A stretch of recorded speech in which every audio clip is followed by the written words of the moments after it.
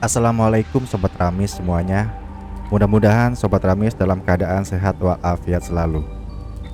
Pada episode kali ini saya akan menceritakan kisah yang dikirimkan oleh Mbak Nita.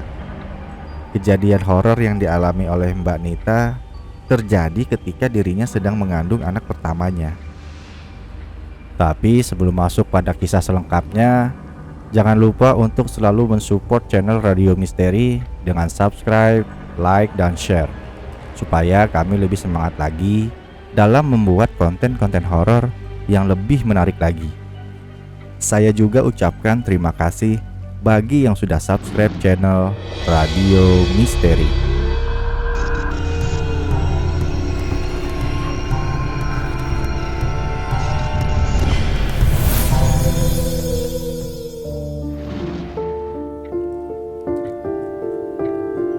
Kisah ini terjadi pada tahun 2017 yang lalu. Demi untuk kenyamanan bagi narasumber, nama tokoh dan lokasi sengaja kami samarkan dalam cerita ini. Nah, Sobat Ramis, jadi pada tahun 2015 yang lalu, Nita dinikahi oleh Iwan. Iwan bekerja di sebuah perusahaan milik negara yang bergerak dalam bidang perkebunan, khususnya yaitu perkebunan teh. Untuk penempatan wilayahnya sendiri, Iwan ditempatkan di wilayah Jawa Barat. Karena prestasinya, setiap tahun Iwan ini sering dipindah tugaskan dari perkebunan teh yang satu ke perkebunan teh yang lainnya, tapi masih di wilayah Jawa Barat. Sebagai istri, otomatis Nita selalu mendampingi Iwan kemanapun suaminya itu dipindah tugaskan. Pada tahun 2017, Iwan mendapatkan tugas dari perusahaannya untuk mengelola perkebunan teh di daerah yang tidak jauh dari Purwakarta. Pada saat itu pernikahan mereka memasuki tahun kedua, dan kebetulan saat itu Nita sedang hamil dan usia kehamilannya itu memasuki bulan ke-7. Seingat Mbak Nita, kepindahan kali ini adalah yang ketiga kalinya semenjak mereka menikah. Sebenarnya Nita itu merasa tidak masalah dengan dipindah tugaskannya sang suami, karena selain Iwan mendapatkan fasilitas rumah dinas dari perusahaannya, Nita juga sebenarnya sangat menikmati suasana perkebunan teh yang lokasinya pasti di daerah pegunungan.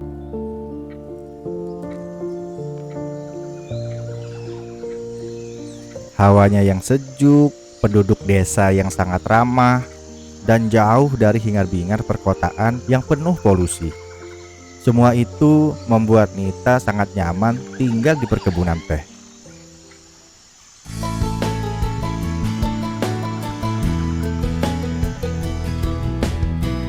Karena Nita sedang hamil, jadi ia tidak bisa membantu Iwan dalam proses pindahan rumah. Setelah proses pindahan rumah itu selesai, Nita baru menyusul Iwan ke rumah dinas suaminya tersebut dengan diantarkan oleh kedua orang tua Nita.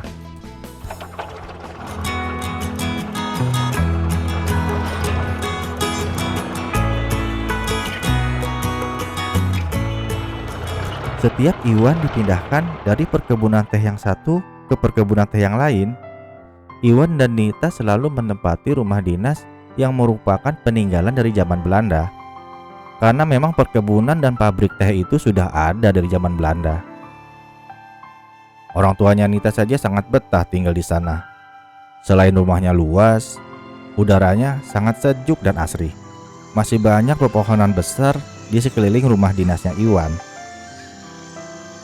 Setelah seminggu menginap, akhirnya orang tua Nita ini kembali pulang ke Bekasi.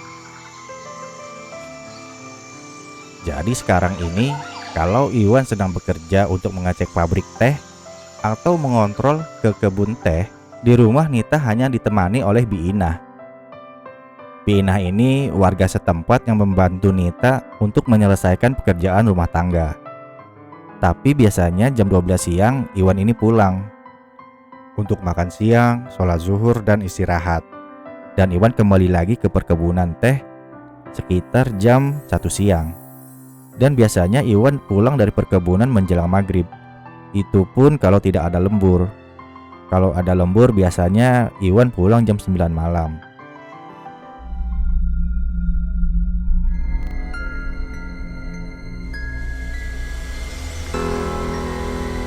Pada suatu hari, setelah Biinah pulang dan suaminya kembali ke perkebunan, sampai sore hari Nita ini hanya ditemani oleh kucing-kucing peliharaannya. Ketika hari sudah sore, Nita pun seperti biasa menutup pintu, jendela, dan gorden. Juga menyalakan semua lampu rumah. Tapi pas saat azan maghrib berkumandang, kucing-kucingnya tiba-tiba berlari ke arah jendela. Kucingnya itu mengeong-ngeong panik seperti ada sesuatu di luar rumah.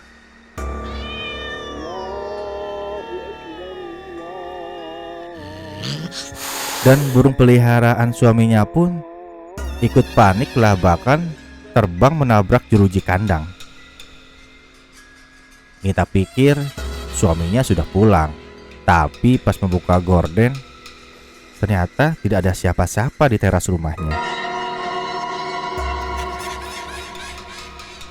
Karena penasaran, Nita pun membuka pintu dan mengecek ke teras rumahnya.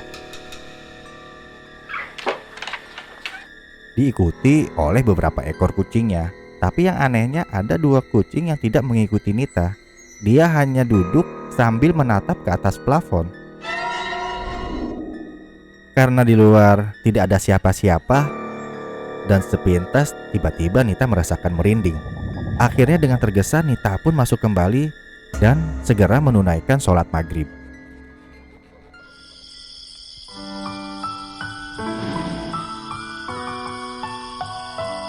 Setelah Nita selesai sholat maghrib, suaminya baru sampai di rumah.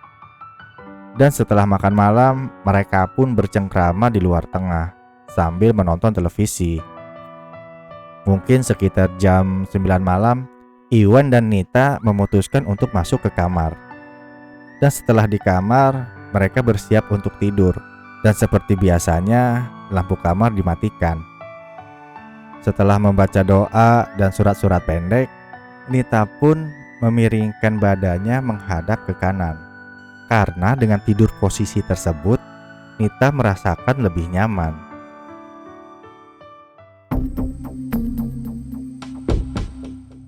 Menurut cerita Nita, pada malam harinya Nita ini bermimpi. Dia mimpi bertemu dengan sosok nenek-nenek. Sosok nenek-nenek itu sangat jelas sekali, dan Nita masih ingat betul pakaian apa yang dipakai oleh nenek-nenek tersebut. Nenek tersebut memakai kebaya dan jari. Rambutnya yang putih digelung ke belakang. Terus ada sedikit rambut putihnya menjuntai ke depan. Mukanya keriput dan pucat. Badan si nenek itu bungkuk dan ia berdiri menggunakan tongkat. Dan anehnya si nenek itu berdiri persis di depan pintu kamarnya Nita. Yang dalam mimpi itu pintu kamarnya sudah terbuka.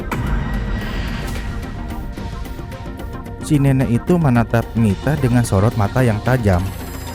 Sambil tersenyum sinis, si nenek tiba-tiba meminta anak yang ada dalam kandungannya Nita. Nita ingat betul ucapan si nenek. Kata Nita, nenek itu berucap, "Nenek pinjam anakmu. Nenek bawa sebentar ya. Anaknya untuk nenek aja ya." Kalimat itu, kata si Nita, diulang-ulang terus sama si nenek. Nita yang dalam mimpi itu pun sangat ketakutan. Spontan ia menjawab, tidak boleh, tidak boleh." Dan menurut Nita, bahwa mimpinya itu seperti nyata. Dalam mimpi pun ia berusaha untuk berdoa dengan membaca ayat kursi. Tapi yang anehnya, bacanya itu selalu terbalik-balik terus. Sampai di dalam mimpi itu pun dia pasrah dan berucap, Ya Allah tolongin saya, ya Allah, ya Allah tolongin saya, istighfar, istighfar, istighfar. Akhirnya Nita pun terbangun dengan nafas yang terengah-engah.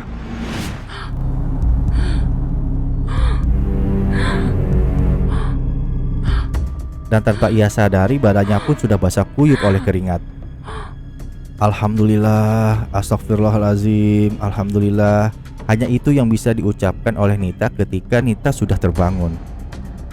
Nita istighfar berkali-kali sambil melihat jam di HP-nya. Dan ternyata pada saat itu jam 2 malam.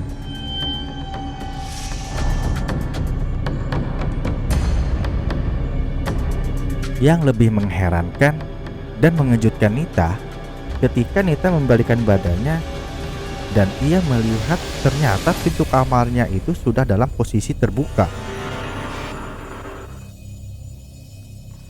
Padahal Nita ingat betul, tadi Iwan suaminya sudah mengunci pintu tersebut. Karena takut, Nita pun membangunkan suaminya. Untungnya Iwan bangun dan langsung mengunci pintu kamarnya lagi. Tanpa banyak tanya, setelah mengunci pintu, Iwan pun kembali tidur. Nita juga sebenarnya berusaha untuk tidur kembali, tapi ia gelisah karena wajah si nenek itu masih sangat jelas terbayang oleh Nita. Walaupun dalam mimpi tersebut si nenek tersenyum, tapi bagi Nita tetap saja raut wajahnya itu sangat menyeramkan.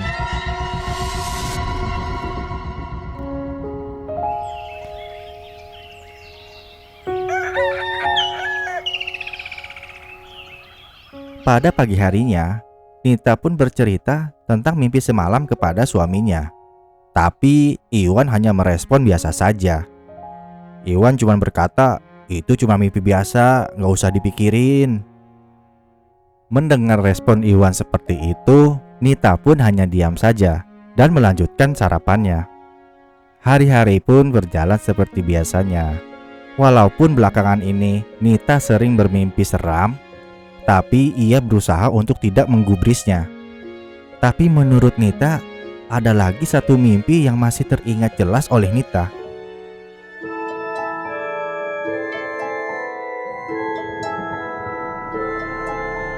Pada suatu hari, setelah Biina pulang, mungkin sekitar jam 1-an, dan suaminya sudah kembali lagi ke perkebunan, Nita merasakan capek dan Nita pun pergi ke kamarnya untuk istirahat tidur siang. Yang masih dia ingat dengan jelas, waktu itu gorden jendela kamarnya tertutup rapat. Walaupun memang jendela kamarnya itu terbuka, tapi tetap tertutup oleh gorden. Karena kondisi perutnya sudah mulai membesar, Nita pun tidur dengan posisi miring ke kanan, persis menghadap ke arah jendela. Dalam mimpinya itu, posisi tidur Nita masih sama. Tapi ia bisa lihat sekeliling sampai tatapannya itu beradu dengan tatapan sosok perempuan berwajah sangat menyeramkan. Separuh mukanya itu hancur dan separuhnya lagi tertutup oleh rambutnya yang panjang.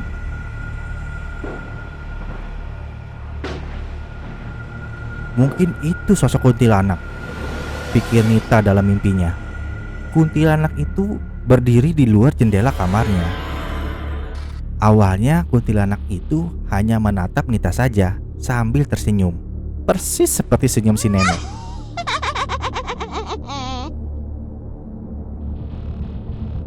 Sampai akhirnya sosok kuntilanak itu menjulurkan tangannya ke arah Nita.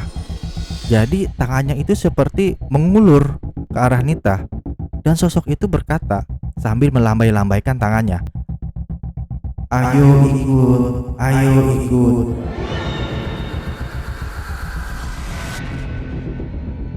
Dan seakan-akan mau menarik Nita. Sontak Nita terbangun dalam keadaan panik. Dan sambil berusaha menenangkan diri, Nita melihat ke arah gorden jendelanya yang ternyata sudah tersingkap. Akhirnya Nita pun memberanikan diri untuk bangun dan menutup gorden itu kembali. Lalu ia pergi ke dapur untuk minum air putih. Dan ketika Nita melihat jam, ternyata sudah jam 3 sore. Tapi entah kenapa pada hari itu Nita merasa capek sekali dan ia masih merasakan sangat mengantuk. Ia pun akhirnya kembali lagi ke kamarnya Awalnya ia mau tidur-tiduran saja, tapi tanpa terasa Nita pun tertidur lagi. Dan tanpa diduga, ternyata Nita mimpi bertemu dengan Mbak Kun itu lagi.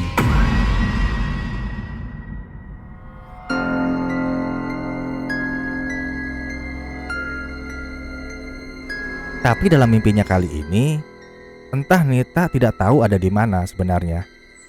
Dalam mimpinya itu, Nita sedang naik motor. Sampai di satu jalanan yang agak menurun, ternyata Nita ketemu dengan kuntilanak yang menghadangnya. Karena takut, Nita pun berbalik arah dan mencari jalan lain. Dan sialnya, ia malah ketemu lagi dengan sosok kuntilanak itu. Dalam mimpinya, Nita itu sudah merasa kesal dan marah. Dan Nita pun spontan berteriak kepada sosok kuntilanak itu. Kamu tuh maunya apa sih? Aku kan gak ganggu kamu. Bentak Nita dengan kesal. Tapi dalam mimpinya, sosok kuntilanak itu hanya diam saja. Ia hanya berdiri di tengah jalan menghalangi jalannya Nita.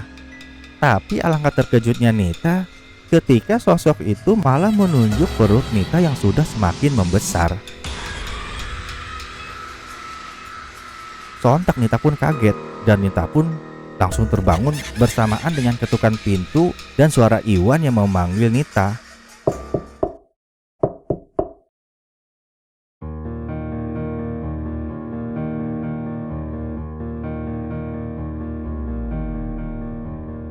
Dalam keadaan ketakutan seperti itu, Nita bergegas bangun. Dan ternyata saat itu waktu sudah menjelang maghrib. Tapi untuk mimpi yang kali ini, Nita tidak menceritakannya kepada Iwan. Karena Nita tahu suaminya tidak akan merespon.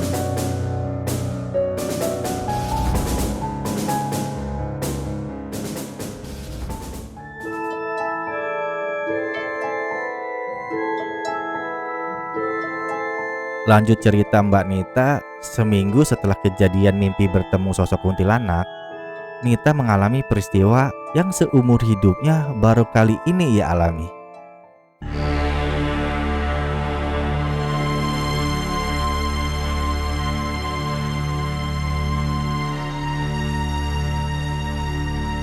Kejadiannya itu siang hari. Kali ini Nita ketindihan, jadi dia nggak bisa bergerak sama sekali. Bahkan ia tidak bisa membuka matanya. Siang itu Nita ketiduran di ruang tengah setelah nemenin Iwan makan siang. Melihat Nita tertidur, suaminya itu kembali ke perkebunan tanpa membangunkan Nita. Pada saat itu Nita gak tahu mimpi atau bukan.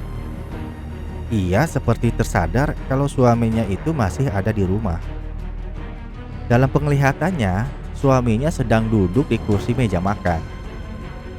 Bahkan Nita sempat bertanya kepada suaminya tersebut, "Beb, belum berangkat kamu, Beb? Beb?" Tapi sosok suaminya itu hanya diam saja. Nita pun berusaha untuk bangun, namun tidak bisa. Akhirnya Nita pun mengulangi pertanyaannya lagi. "Beb, kamu belum berangkat ke kebun?" kata Nita. Dan suaminya masih tidak menjawab juga. Justru yang Nita dengar, tepat di telinga kanannya, suara sosok perempuan.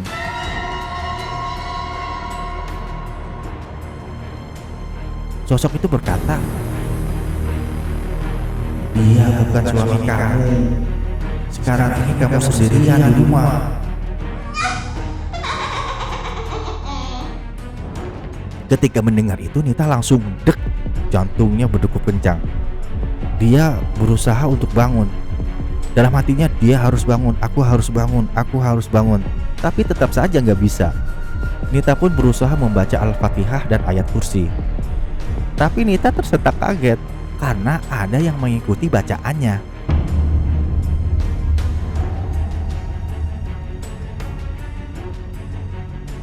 Suaranya itu sangat jelas di telinganya Nita. Suaranya itu berat seperti suara laki-laki. Seketika tubuh Nita merinding hebat. Dan bersamaan dengan itu, Nita merasakan lehernya basah. Sambil gemetaran, dan memejamkan matanya, Nita pun memberanikan diri untuk memegang belakang lehernya. Dan Nita bingung entah apa yang ia sentuh. Nita merasa seperti meraba lidah dan gigi yang bertaring.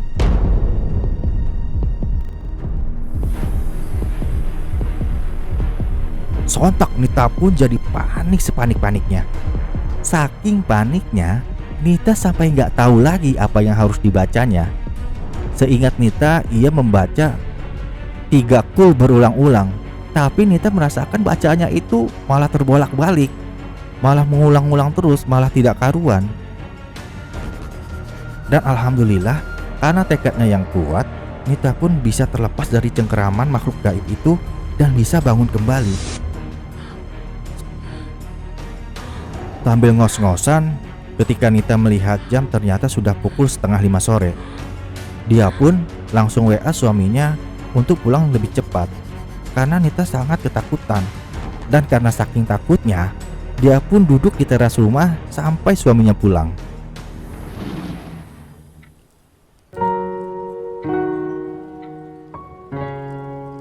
Sobat Ramis, menurut penuturan Nita, selama ini ia ikut suaminya dan tinggal di rumah dinas yang sebelumnya. Nita dan suaminya tidak pernah mengalami hal seram atau mimpi-mimpi seram seperti ini. Padahal tempat tinggal mereka yang sebelumnya juga sama persis dengan tempat tinggal yang sekarang, karena memang sama-sama bangunan dari zaman Belanda. Memang di rumah dinas yang sebelumnya itu Nita belum hamil. Jadi Nita sempat berpikir mungkin kejadian yang belakangan ini sering terjadi itu berhubungan dengan kehamilannya. Akhirnya Nita pun menghubungi orang tuanya dan menceritakan semua pengalaman horor yang membuatnya trauma. Dan lalu mereka pun mengadakan selamatan di rumahnya sesuai saran dari orang tuanya Nita. Dan alhamdulillah, menurut penuturan Nita, setelah mengadakan selamatan dan pengajian, Nita pun merasakan lebih tenang karena sudah tidak ada lagi teror-teror horor. Tapi orang tuanya Nita masih khawatir. Maka dari itu, menjelang kelahiran anak pertamanya, Nita pun dijemput kembali oleh orang tuanya untuk sementara tinggal bersama mereka. Dan menurut cerita Nita, sampai sekarang alhamdulillah tidak terjadi hal-hal yang tidak diinginkan. Karena sebenarnya yang ditakutkan Nita adalah makhluk-makhluk gaib dalam mimpinya itu menunjuk perutnya Nita dan meminta si jabang bayi tersebut.